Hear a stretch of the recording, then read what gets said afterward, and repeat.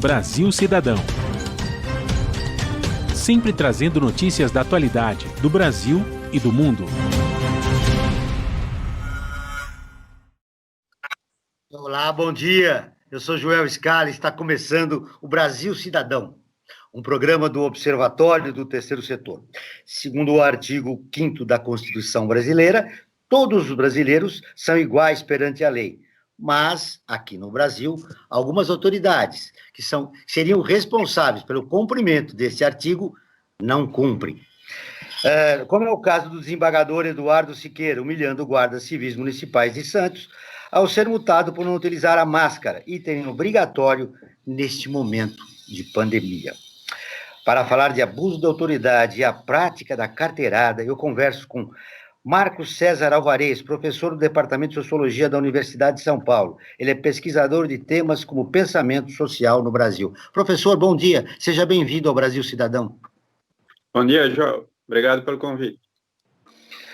Cristiano Jorge Santos, promotor de Justiça do Ministério Público do Estado de São Paulo. Bom dia, Cristiano. Seja bem-vindo ao Brasil Cidadão. Muito bem, você também confere as notícias do mundo com a repórter Mônica Grayle, direto de Nova York.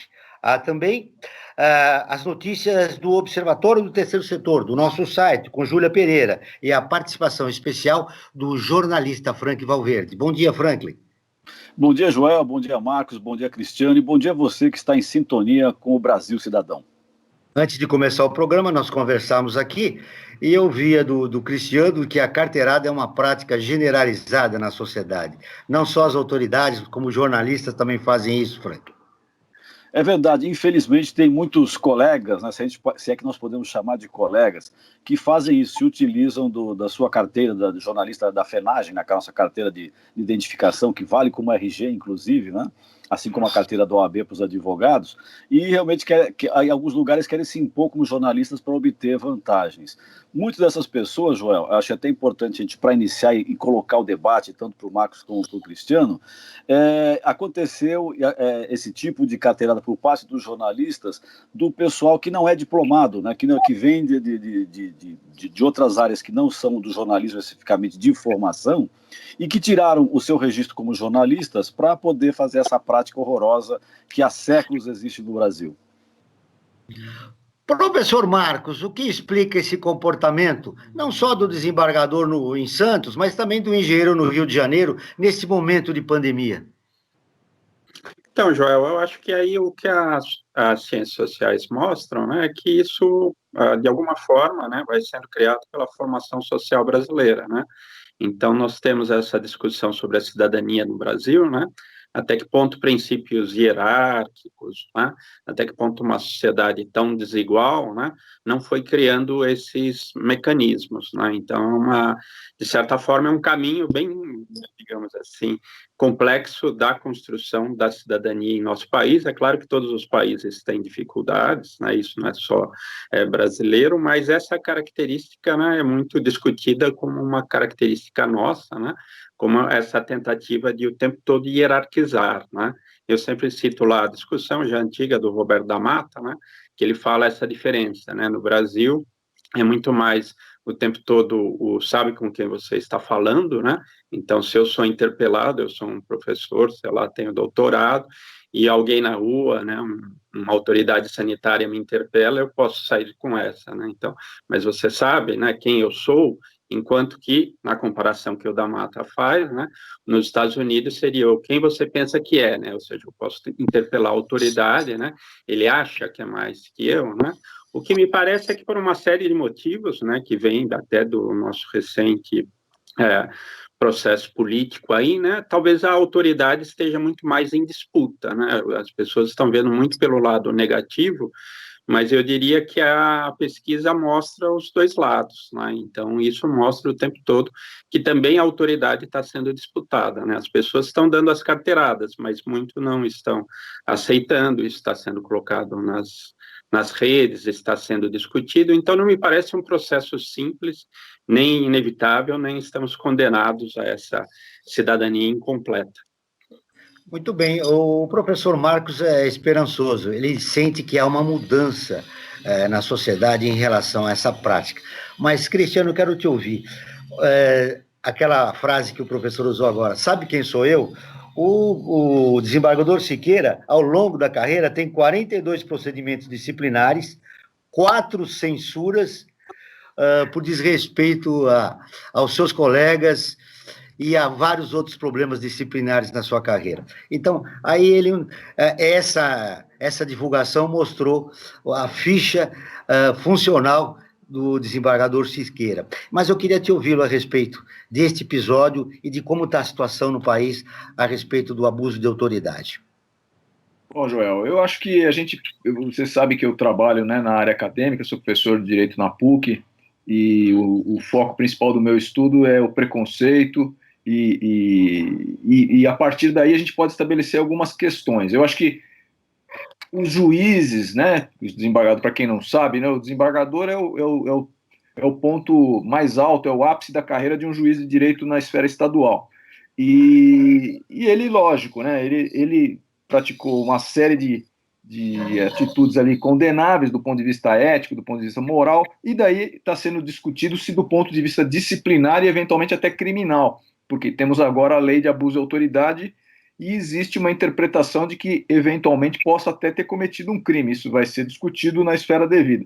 Agora, o que eu acho que é importante é a gente lembrar que o desembargador não nasceu desembargador. O engenheiro que deu aquela carteirada também no agente lá no Rio de Janeiro não nasceu engenheiro. O jornalista, como o Franklin bem disse, que se aproveita aí de uma possibilidade de fazer uso da carteira, também não nasceu. Ou seja, as pessoas vêm de uma sociedade que tem essa deturpação, né? O professor Marcos estava dizendo, é uma formação cultural. Eu acho que muita gente quer ser alguma coisa, entre aspas, né? O alguma coisa é estar além do normal da sociedade, e se vale disso. Então, muitas vezes eu já vi, né, nas carreiras policiais, nas carreiras do Ministério Público, a pessoa ela se transforma a partir do momento em que ela é empossada, ela se sente superior às outras efetivamente. Agora, também a gente não pode também condenar todos, né? Dizer, eu vejo que muitas vezes também aproveita-se um episódio desse para atacar toda uma categoria profissional. São 300 desembargadores em São Paulo. Quantos você vê envolvidos em escândalo, em abuso de autoridade, né? Então, um caso acaba maculando a imagem do todo, o que não é justo também. Agora, é válido que a gente discuta, porque isso existe e a gente passou, acho que foi ontem, né, anteontem, eu vi nas redes sociais, o dia do avô, o dia da avó, né, e eu me lembrei da minha falecida avó, que ela usava um termo antigo, que ela falava assim, a pessoa está num concurso, mas você tem um cargo público, mas foi por cartucho, né, cartucho queria dizer, alguém arrumou para você, né, e ela, na cabeça dela, ir por cartucho era mais meritório do que por concurso, porque se você tinha um cartucho, significa que você tinha amizade, tinha respeitabilidade perante os outros, não foi como um qualquer que passou no concurso. Então, veja, isso é um exemplo que me parece válido aqui para a gente entender que não sai do nada, não é algo específico de uma categoria, e sim de todos. Mas eu gostei muito do que o professor Marcos falou, porque talvez seja isso mesmo. Acho que a sociedade que antigamente aceitava a carteirada, hoje em dia não aceita mais. O que ele guarda civil fez, né? Veja, o guarda civil também pode ser acusado genericamente, algum guarda, de abuso de autoridade, mas a postura dele ali foi impecável, né? Ele foi educadíssimo, foi firme. O outro ali ficou filmando, se não tivesse filmado, talvez ele fosse desacreditado numa investigação, né? A palavra de um contra a do outro. Mas a sociedade está reagindo a isso, né? Eu me lembro uma vez como promotor de justiça que eu estava atrasado para um evento, eu era promotor em Ilhabela e era o evento em São José. Eu estava subindo a serra e fiz uma ultrapassagem onde não devia. Um policial rodoviário me parou e quando ele foi, né, pegar os documentos, tudo, eu puxei sem querer, não foi de propósito, não. Eu puxei sem querer a habilitação e veio junto a funcional. E eu guardei a funcional, daí ele olhou. Ele falou, mas o senhor é promotor? Eu falei, sou. Não, pode ir embora, doutor. Eu falei, não, você tem que me multar, eu estava errado. Então, não, ficou uma situação constrangedora, eu pedindo para ele me multar e ele não querendo multar.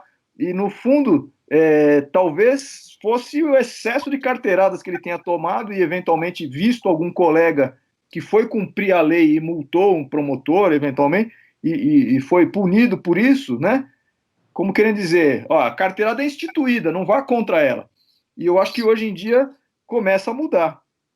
Muito bem, o Marcos, o Cristiano lembrou um aspecto importante. Nós somos uma sociedade cartorial. Né?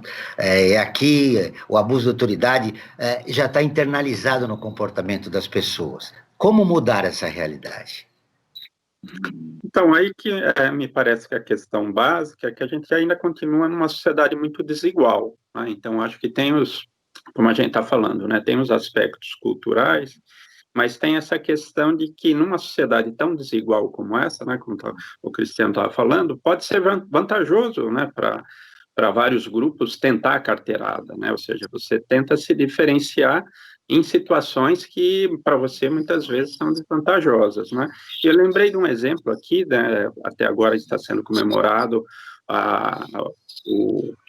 a história do professor Florestan Fernandes, né, que foi um sociólogo conhecido, que virou político, e tem o caso famoso dele, doente, né, já deputado, indo para uma fila do que era o SUS na época, né, porque ele entendia que ele era um cidadão e ele devia ficar na fila, né, isso até, né, que contam, isso até em algum momento prejudica, né, o seu tratamento, etc., mas é essa concepção que, assim, nós ainda podemos tentar isso, né, mas várias pessoas vão perceber que há uma grande desvantagem se eu não tento dar uma carteirada, né, então, se a gente não muda também a situação de desigualdade, né, sobretudo desigualdade econômica, mas de poder, é vantajoso em vários momentos para a autoridade, né, muitas vezes. Então, né, como o Cristiano falou, ele podia ter dado a carteirada e saído sem multa, né, sem nenhum problema. Mas os de baixo também percebem, em vários momentos, que se eles não tentarem algum tipo de situação como essa,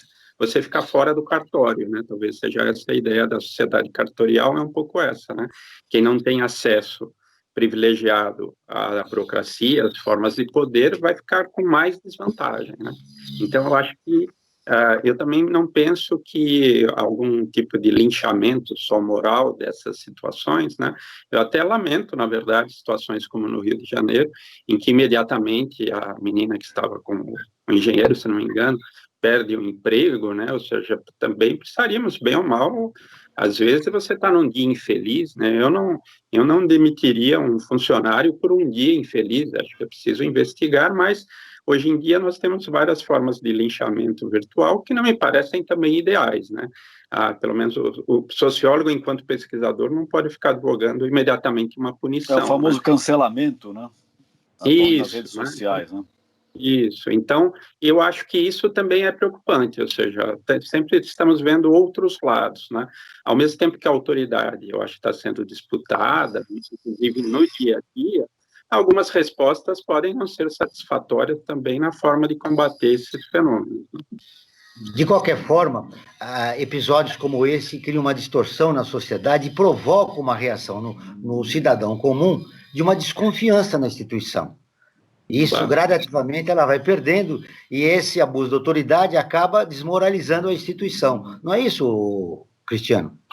Sem dúvida. Por isso que as pessoas veem a autoridade como alguém que pode, mas eu posso dizer tranquilamente a você, Joel, que ser autoridade também é um ônus muito grande, porque você tem que ser o exemplo, né? O que é tolerável para muitos, para alguém que ocupa um cargo como um desembargador, como procurador de justiça, como um deputado, né? Também tão achincalhado aí, ele tem uma responsabilidade, porque ele tem uma visibilidade maior, assim como um jornalista famoso, como qualquer um que tem um destaque na sociedade, né? E hoje em dia é muito simples você linchar, o Franklin lembrou bem aí a expressão, como é que é, Franklin? Do cancelamento né? nas redes sociais. A pessoa é destruída, né? A pessoa é destruída, ela tem a sua imagem destroçada, ela tem o seu nome vinculado aí para sempre num Google com uma característica negativa. Então, eu acho que ser autoridade, ela tem dois lados. Tem o lado das facilidades que eventualmente possam decorrer do seu cargo, mas também existe a responsabilidade. E o pior, né? Quando alguém faz algo ruim, macula toda a instituição, né? Então esse exemplo, mas veja, Joel, eu acho que é importante até ver o destaque que foi dado para o episódio desse desembargador, foi muito maior do que teria sido dado, digamos, 10, 15 anos atrás. Talvez 15 anos atrás ninguém nem falasse nada. Falar, pô, Quem é esse guarda civil aí que está sendo metido, que já percebeu que ele é desembargador e continua atormentando? Então, eu acho que tudo é reflexo de uma mudança da sociedade. Eu acho que a nossa sociedade está buscando uma igualdade, né, que deixe de ser formal, como você iniciou o programa muito bem, lendo a Constituição, então que essa igualdade deixe de ser formal e ela passe a ser material, passe a ser real, passe a ser efetiva, né? A gente viu aí os episódios de racismo aí que deflagraram tantas manifestações e mudanças, né, provocações para mudança de comportamento. É simbólico aquilo para mim, porque você vê o quê? Uma autoridade pisando literalmente na outra, né? Eu acho que pisar na outra é uma expressão que a gente usa em termos figurados, e ali foi materializado. Eu acho que é isso, né? A noção que as pessoas têm, que a autoridade pode pisar nelas, e elas não estão mais dispostas a serem pisadas. Tem um aspecto importante que a gente tem que destacar. No caso do desembargador, ele trabalha, como você já explicou, numa segunda instância, né, a instância do recurso. Mas a população tem contato, por exemplo, com a polícia militar e diariamente ela comete abusos, ela desrespeita a lei. De que forma a gente poderia mudar o comportamento desses agentes públicos e criar uma nova situação para que a população não tenha medo da polícia, no caso, mas respeite a polícia e, claro, reconheça a importância dela para a sociedade, Marcos? Então, nós temos uma grande pesquisa do Núcleo de Estudos da Violência, que é justamente sobre isso, né? Um estudo sobre autoridade e legitimidade. E a ideia básica é isso. O que é mais fundamental para a gente construir a ideia e as práticas em torno da questão da autoridade, que implica em submissão, em obediência, em algum plano, é o contato diário que as pessoas têm com as autoridades, ou seja, a maior parte das pessoas não tem contato com um desembargador, nem muitas vezes está com pleito na justiça. Então, impacta muito uma cena como essa, porque para muitos é a experiência, né? Como o Cristiano estava falando, tem uma infinidade de desembargadores fazendo o seu trabalho, mas eu percebo pelo vídeo, pela televisão, esse tipo de comportamento. Então, parece que é essencial, né? E como você falava, a maior parte da população tem o contato com o Estado via polícia, por exemplo. Né? Quantas vezes você é abordado por uma autoridade policial? Quando ela aborda você, ela aborda com civilidade, ela explica o que está acontecendo, né? O que a gente percebe, né, uma das linhas do projeto mostra justamente isso, que é fundamental para a percepção da legitimidade o comportamento da autoridade. Então, se um policial é respeitoso, ele pede seu documento, mas explique, etc., essa pessoa terá uma memória de que foi tratada de forma justa. Então, é o que uma espécie de tratamento justo, procedimental, né, que a gente chama.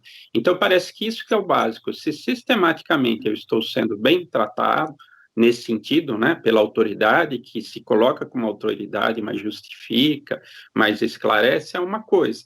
Agora, se eu vejo o desembargador dando carteirada, se na hora de entrar no SUS eu vejo que alguém pode entrar na minha frente, se a fila, né, parece uma coisa boba, mas me irrita muitas vezes em situações no Brasil que parece que ninguém quer respeitar a fila, e aquela situação, você que fica na fila, né, agora está diferente por causa do distanciamento, né, mas tem muita essa experiência, você que entra disciplinado na fila vai ser atropelado por alguém, né, que quer entrar à sua frente. Então, isso cria, infelizmente, a experiência que temos, né? É difícil construir uma sociedade minimamente justa nesse tipo de situação, né?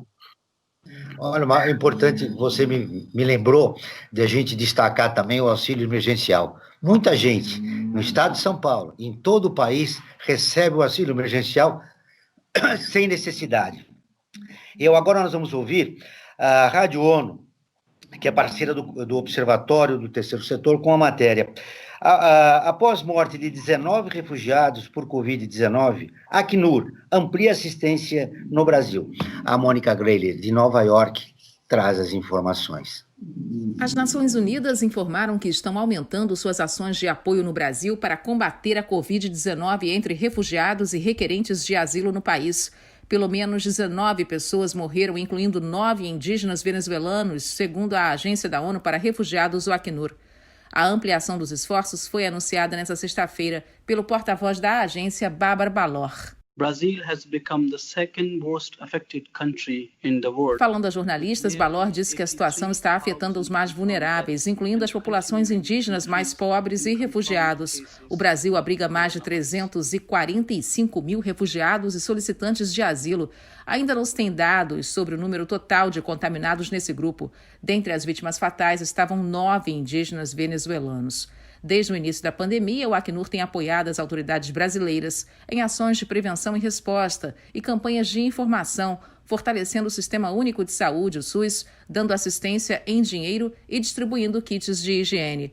A agência da ONU já atua no norte do Brasil, nos estados do Amazonas, Roraima e Pará, com refugiados que vivem nas ruas ou em abrigos muito superlotados. Com a chegada da pandemia, a situação ficou ainda mais difícil nos abrigos por causa do alto risco de contaminação.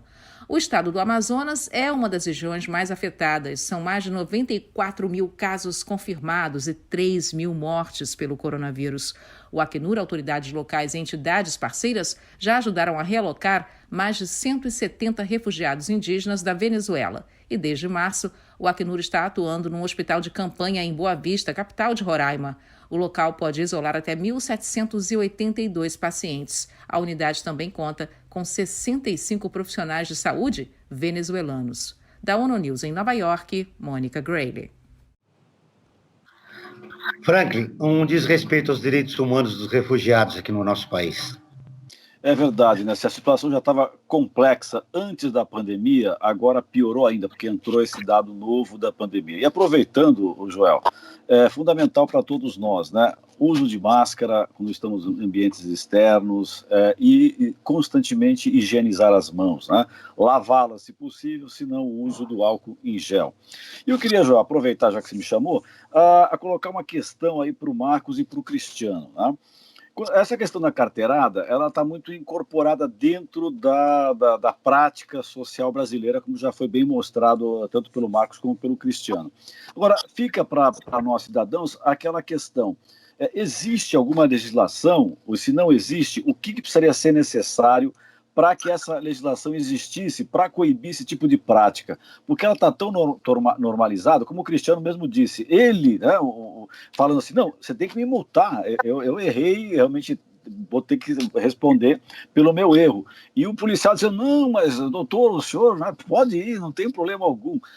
Agora, existe alguma legislação, e se não existe, por que ela não existe? Posso falar, Joel? Por favor. Então, começa com você. Franklin, foi aprovada recentemente, veja, no dia 5 de setembro do ano passado, a Lei 13.869, que é a lei que prevê os crimes de abuso de autoridade.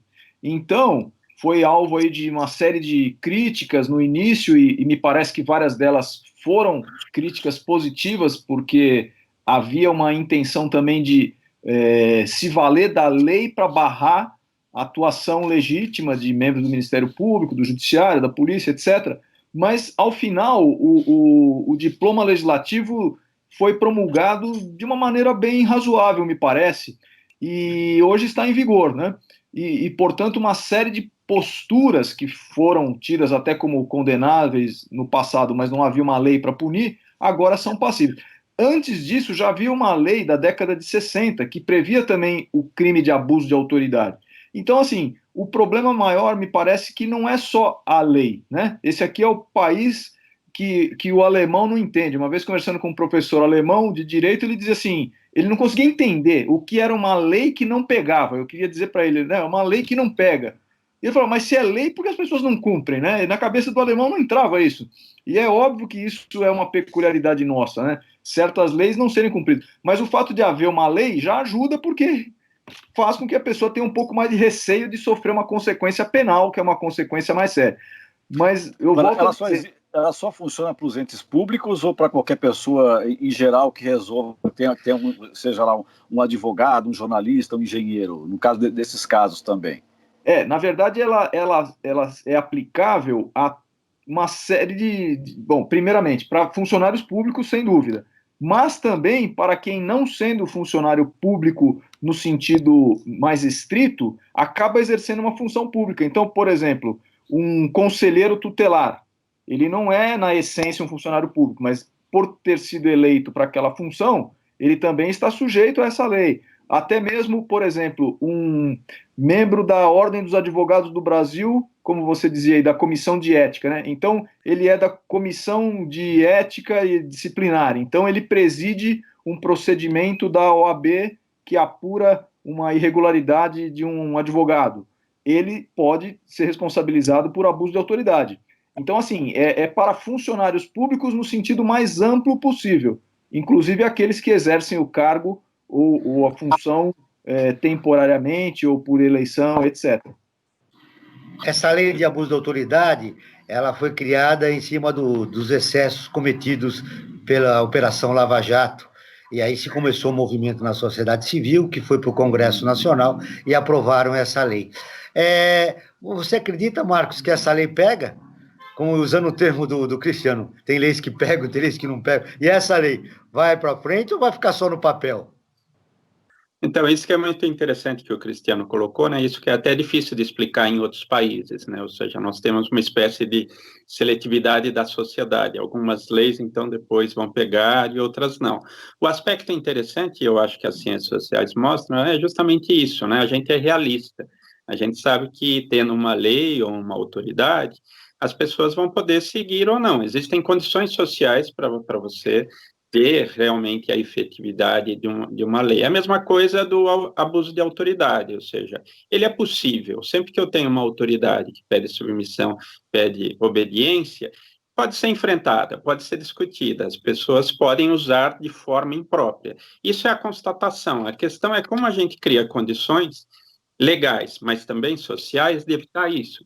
Então, a lei, né, eu não sou especialista, não estou estudando no momento, mas vejam, a aprovação de uma lei é algo que interessa, vai ser discutida, seus excessos, seus problemas, só que o passo seguinte é como isso vai ser implantado ou não, como as pessoas, né, vão, de alguma forma, comprar a lei. O que parece interessante é isso, parece que está todo mundo insatisfeito, né? O que eu acho que essas situações recentes mostram é que todo mundo está reclamando, até em sentidos, né? Que nem o que me espanta é que uma série de dispositivos legais em termos de direitos humanos, as pessoas se revoltam contra eles, como se a nossa Constituição, se as nossas leis não defendessem os direitos humanos. Eu não entendo como um programa televisivo, por exemplo, pode ser contrário aos direitos humanos, como frequentemente acontece, ele está indo contra a lei, mas ele consegue audiência, e para mim, por uma certa surpresa, muitas vezes não há processo nem nada. Então, a sociedade, nesse aspecto, né, tá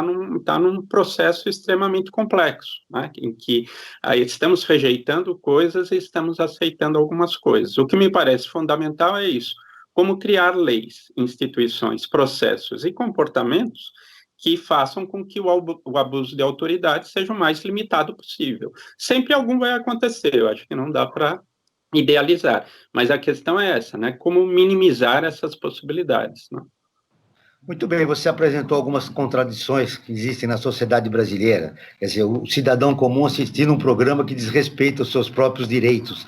Mas eu queria repercutir com vocês algo que acontece diariamente na nossa cidade. A polícia tem um comportamento, e você colocou duas ou três vezes na nossa entrevista esse aspecto da desigualdade.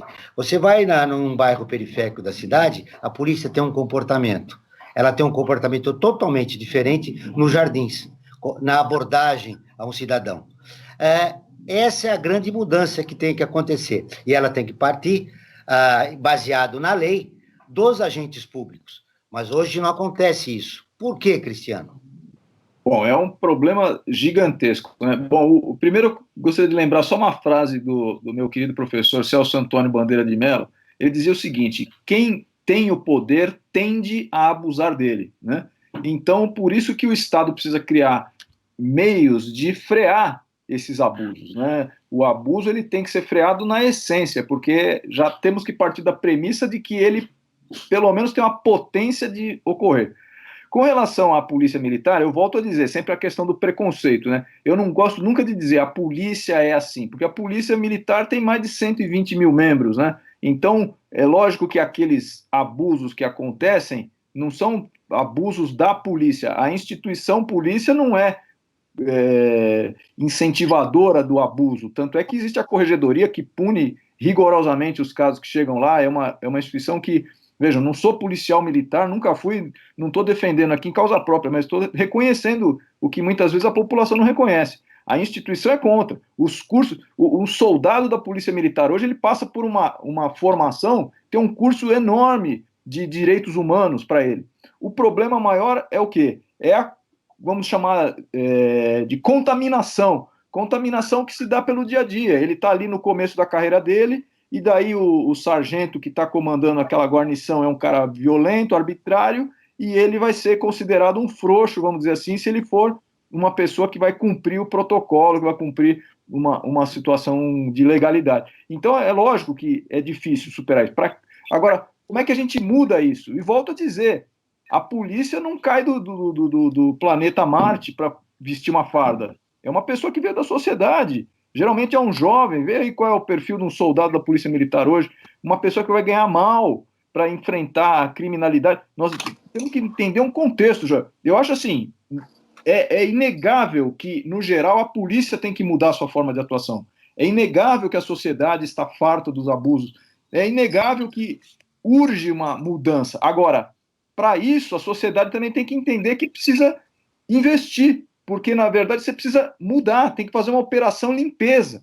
Operação limpeza que significa começar praticamente do zero, aproveitar os que são bons, incentivar os que são bons, remunerar melhor para que você possa selecionar mais e de uma maneira mais eficiente. Não dá. Pensa bem, quem quer ser um policial hoje? A gente vive num país ultraviolento. Hoje de manhã eu estava olhando no WhatsApp, estava lá uma live de um grupo de samba no Rio de Janeiro, uma paisagem lindíssima no fundo, e a live é interrompida por rajadas de tiros. Numa troca de tiro, teve que interromper a live de samba. E isso é um país normal? Isso é uma Você sabe o que aconteceu nesse episódio? Não. Viu, Cristiano? Esse episódio é que a polícia entrou na casa errada. Era na casa ao lado que tinha que ser reprimido, porque tem uns bandidos que estavam fazendo uma festa e a polícia entrou na casa errada ao lado. E você vê na gravação que foi apresentado ontem, o rapaz falando, não é aqui não, é na outra casa. Mas aí um pouco da eficiência da polícia também, né? De entrar na casa. Eu sempre penso assim, você está num país hoje que é um dos países mais violentos do mundo, a gente não pode esquecer isso. A gente não pode esquecer isso. Um país em que o roubo virou um crime normal. Da desigualdade que existe, como o Marcos lembrou bem. Mas a desigualdade também não justifica tanta violência, né? Eu acho que, assim, um crime de roubo, hoje em dia você é roubado, o que a pessoa te pergunta? Mas você está bem? Tá bem significa o seguinte, puseram um revólver na sua cara, levaram o seu dinheiro, só que não te bateram, não deram um tiro, então tá tudo bem. Não é bem assim. Então, enfrentar uma criminalidade violenta dentro dos direitos humanos exige um treinamento muito grande, exige um preparo emocional gigantesco, e isso, é lógico, demanda uma seleção bem feita. Agora, quem é que quer bancar o herói e entrar numa zona de guerra e deixar sua família sem pai por R$2.000 por mês? Quem é que quer isso? Quem é que quer? A sociedade precisa escolher. Isso exige também a reação da sociedade civil, que organizada tem que procurar um momento melhor para a nossa sociedade. Eu me lembro, já você fez algumas citações, me ocorreu agora ouvindo você falar, que na época da ditadura militar, o vice-presidente do país na época, Pedro Aleixo, votou contra o AI-5. E ele, o que ele alegou? Ele falou, qualquer inspetor de quarteirão vai se sentir uma autoridade e vai querer decidir. Quer dizer, ou seja, esse problema de abuso de autoridade é um aspecto cultural que já vem de muitos anos, né? Seria, Marcos, você que é um estudioso do pensamento social brasileiro, seria a origem autoritária da ditadura militar ainda está muito presente na sociedade brasileira?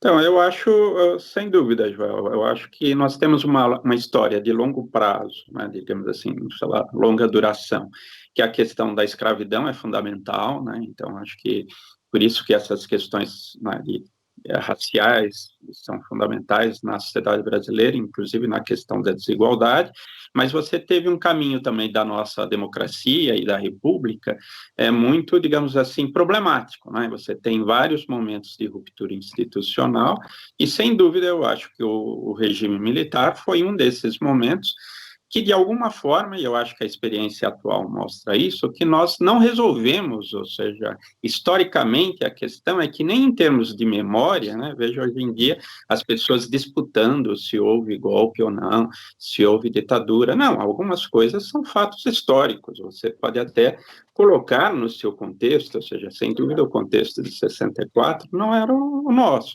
mas um golpe foi dado, instituições se envolveram nisso, houve tortura e, de alguma forma, né, nada disso foi claramente, digamos assim, equacionado pela sociedade, e aquilo que a gente achava que era só resíduo, na verdade, está para tudo quanto é lado, né? Então, vejam, eu entendo, né, como o Cristiano falava, vamos pegar o policial. O policial na rua, ele vai ser o cara que, ganhando pouco, mal treinado, ele precisa interpelar as pessoas para pedir submissão e obediência. É o trabalho dele, assim como o meu, é tentar passar algumas ideias para as pessoas, e a gente sabe que não é fácil ensinar, né, e aluno, e etc. O policial não é isso, ele não está ensinando as pessoas, ele está interpelando as pessoas em vários contextos para pedir obediência, para pedir um documento, para, né, de alguma coagir. Esse é o trabalho dele, extremamente difícil. Agora, eu queria fazer esse raciocínio. Se ele ganha mal, se ele tem problema interno à instituição, e existem problemas, inclusive, em relação à militarização, que os policiais colocam. Se existe essa dificuldade na própria sociedade, daí você assiste um programa televisivo que ainda dá repercussão a esses discursos contrários aos direitos humanos, se ele vê uma autoridade, até a presidência da República dizendo que não houve tortura, ele pode, então, dizer, é esse o país mesmo, é um país onde todo mundo é violento, onde os pobres são piores, então, onde a gente precisa um AI-5, ou seja, é processo, né? Eu entendo que, em alguns casos, né, é o papel do direito penal. Às vezes, você precisa individualizar, é crime, etc. Mas muita coisa é processo, né? Ou seja, é mudar as relações que as pessoas têm, mas as instituições e processos que são até históricos como esses, né? Muito bem, agora nós vamos com o destaque do site do Observatório do Terceiro Setor com Júlia Pereira. Olá, Júlia. Oi, Joel, bom dia a todos, tudo bem? Tudo bem, quais as informações que você traz hoje? Bom, para começar, eu vou falar de um caso da morte de 2 pessoas em situação de rua após o consumo de uma marmita que foi doada a eles. A Polícia Civil em Itapevi, na Grande São Paulo, está investigando o caso sob suspeita de que o alimento estava envenenado. Esse caso gerou muita repercussão, principalmente nas redes sociais, e os nossos seguidores se sensibilizaram muito por conta da crueldade desse fato e se essas marmitas realmente foram doadas já envenenadas. A segunda notícia que eu quero destacar é um alerta da Organização Visa Mundial, que diz que somente na Ásia, cerca de 8 milhões de crianças podem estar expostas à mendicância, ao trabalho infantil e ao casamento precoce por conta da crise econômica gerada pela pandemia do novo coronavírus.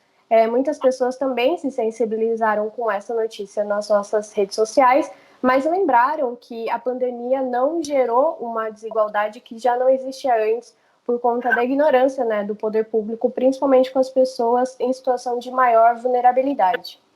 E, por fim, uma notícia boa no meio disso tudo é sobre a ativista Greta Thunberg, que doou R$600 mil para combater a Covid-19 na Amazônia.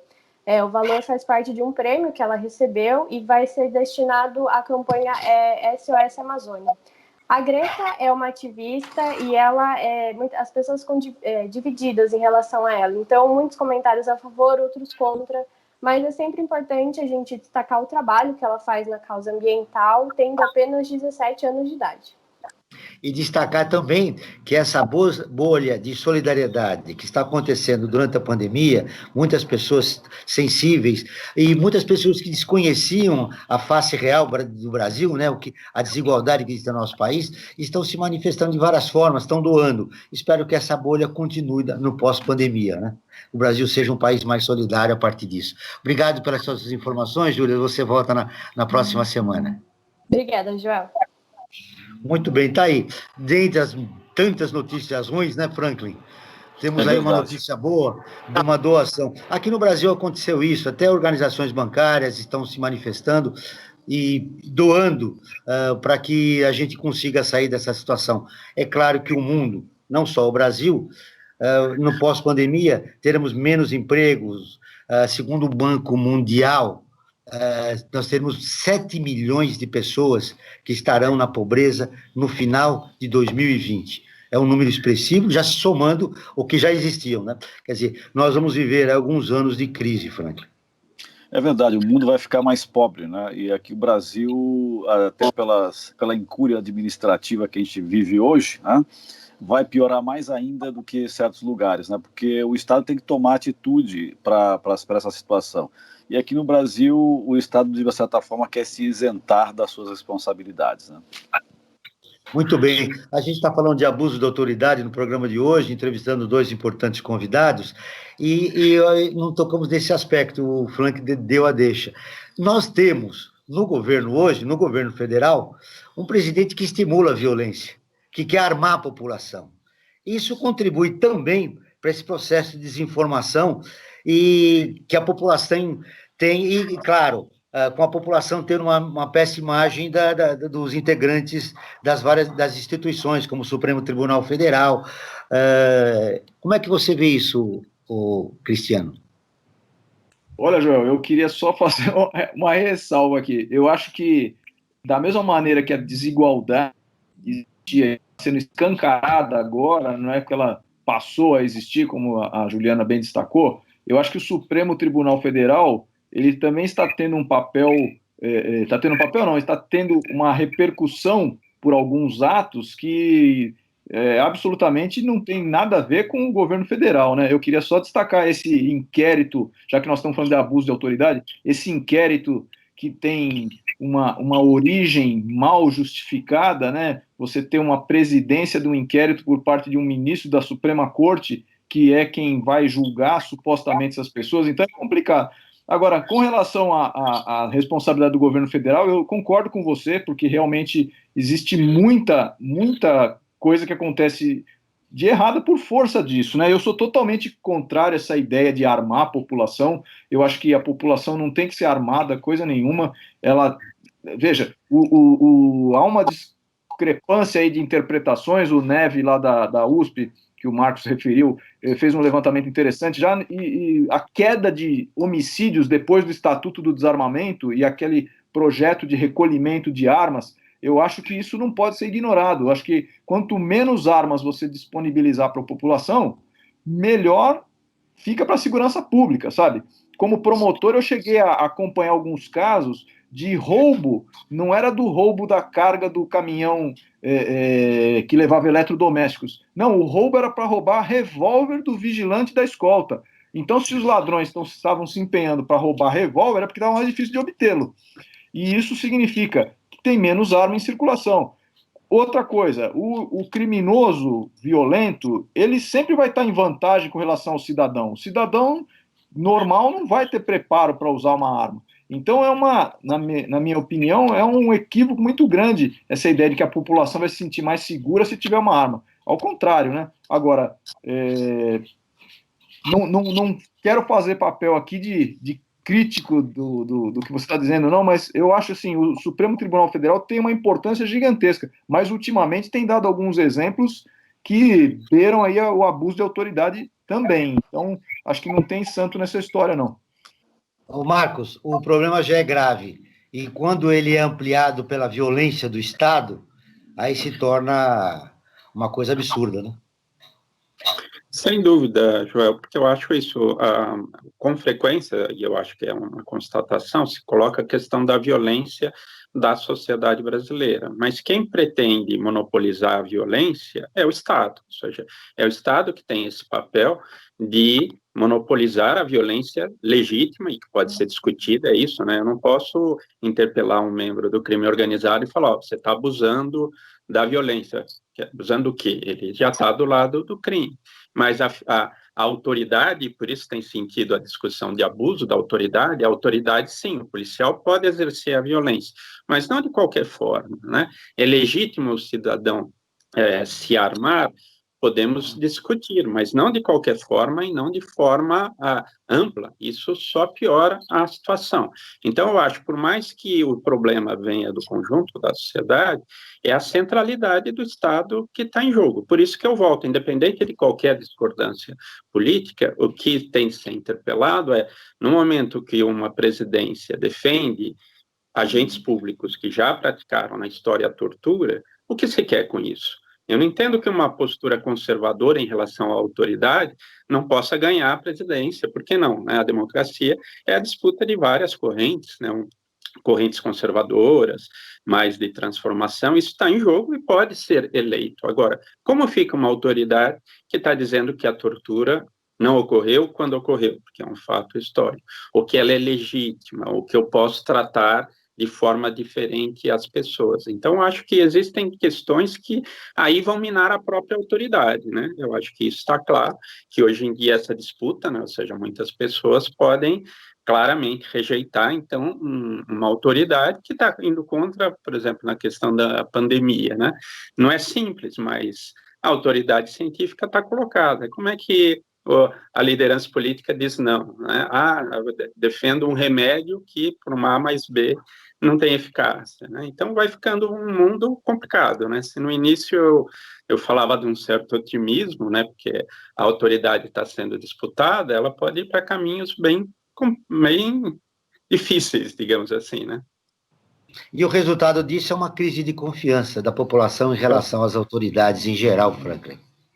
É verdade. E eu queria aproveitar, Joel, a falar um pouco da nossa campanha, a campanha do Observatório do Terceiro Setor, que chama-se a campanha Observatório na Quarentena, né?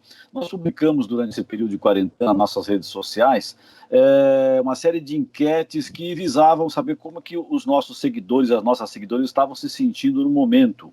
E, além disso, nós fizemos também uma série de vídeos com especialistas sobre N assuntos, né? Desde cultura até psicologia, saber como que as pessoas poderiam passar por esse momento de quarentena da melhor forma possível. E eu aproveito para convidar a todos e a todas para nos seguirem em nossas redes sociais. No facebook.com/Observatório 3 Setor, no Instagram, @Observatório 3 Setor. E também no YouTube, youtube.com/Observatório 3 Setor. Eu quero aproveitar também, Joel, que nós estamos com uma enquete nova aqui no Facebook. Tá? Nós estamos perguntando: você confia na cloroquina para o tratamento da Covid-19? Até o momento, foram 960 pessoas que disseram não, que não acreditam de forma alguma nesse tratamento. E cerca de 130 pessoas disseram que sim, que elas acreditam que a cloroquina é um tratamento efetivo para o combate da Covid-19. Nos comentários... Muito bem, Franklin. Nessa pesquisa, nessa enquete, eu aproveito e estendo ela para os nossos dois convidados. Você confia, Marcos, na cloroquina como solução para o Covid-19? De modo nenhum. Cristiano? Eu não confio, mas é como você perguntar para mim, qual que é o melhor combustível de foguete? Eu não entendo nada. Eu como o Franklin bem disse aí, eu vou pelo que os cientistas mais renomados dizem, né? Não faz efeito. Hoje em dia eu responderia não confio, mas a gente fica vendido, né? Tá aí, Franklin. Mais dois votos com a desconfiança em relação à cloroquina aqui no nosso programa. Pode me colocar que eu não confio, não, mas tô vendido nessa. Verdade. E uma curiosidade, Joel, nos comentários, as pessoas votam, né? E alguns se manifestam e a maioria não se manifesta.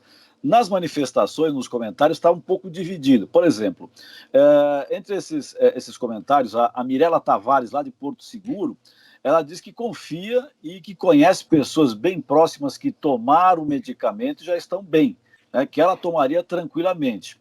E do lado contrário, né, no caso da Eliana Chialia, ela diz que cientificamente não foi comprovada a sua eficácia e serve para outras doenças. Se fosse o mundo inteiro, né, já estaria livre do mal. Né? Se isso funcionasse realmente no mundo inteiro, já não teria mais problema nenhum, já teria sido descoberto a cura para a Covid-19. Montaí, o que revela essa pesquisa, entre outras coisas, é o processo de desinformação no país, também de responsabilidade do governo federal. Eu tenho mais só 5 minutos, passou rápido a minha conversa com os nossos dois convidados, ficamos uma hora toda falando sobre abuso de autoridade, e eu gostaria de concluir com os dois, do que mais importante vocês gostariam de deixar registrado no programa, que a gente não falou, acabamos não perguntando, nem eu, nem o Franklin, mas que é importante a respeito desse tema ser registrado nesse momento, Cristiano. Olha, primeiro, parabenizar o Observatório do Terceiro Setor por dar um espaço tão grande para que se discuta esse tema importantíssimo, né? O que a gente tem que pensar é na mudança, como melhorar. E eu acho que, assim, responsabilizar as autoridades que abusam é importante, porque você passa a ter o temor de sofrer uma represália por um abuso.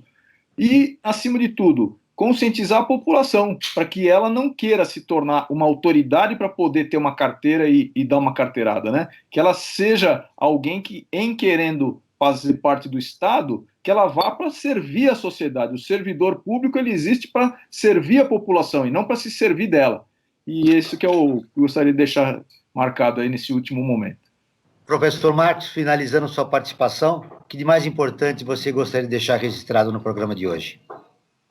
Joel, eu queria dar os parabéns também pela discussão, acho que foi muito boa com o Cristiano e os colegas aí, né? Eu acho que nós colocamos muitos temas, né? As ciências sociais, que são ciência também, né, elas trazem elementos para a gente reconstruir, então, né, a questão da confiança, talvez nós falamos um pouco menos, mas a autoridade implica em confiança também, né, a ciência dá esses elementos, mas é a política que vai definir, né, acho que a gente tem que estar muito atento hoje em dia, justamente, a que tipo de sociedade a gente quer construir no Brasil e como combater a desigualdade e reforçar a cidadania, e quem propõe outras coisas precisa ser consequente, no mínimo, em relação a essas propostas. Mas obrigado aí pelo convite. Mais um programa, Frank, obrigado pela participação. Obrigado, Joel. O Brasil Cidadão está terminando. Agradeço a presença de Marcos César Alvarez, professor do Departamento de Sociologia da Universidade de São Paulo e pesquisador de temas como pensamento social no Brasil. Cristiano Jorge Santos, promotor de justiça do Ministério Público do Estado de São Paulo. Esse programa foi produzido pela equipe do Observatório do Terceiro Setor.